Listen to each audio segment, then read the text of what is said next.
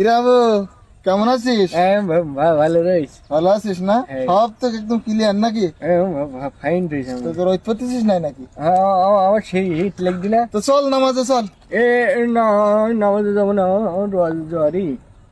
গা ঠান্ডা, কোনো সমস্যা নেই, ভালো মানুষ দাঁড়ায় আছিস, জ্বর ইস মানে? আমার মনে মনে জ্বরই। তুই সকালবেলা না দেখলাম মাটি কাটতেছিস? সেখন ঠিক ছিল, এখন আমার জ্বর এসছি। তুই বুঝতে পারছিস তো, আমার শীত লাগবে না। নামাজে গেলি গুনাহ হয় না, সওয়াব হবে। আর নামাজে গেলি তোর সওয়াব হবে।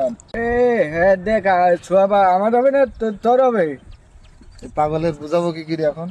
তা ওই অজুহাত দিও না, অজুহাত দিও না। অজুহাত কখন দিলাম?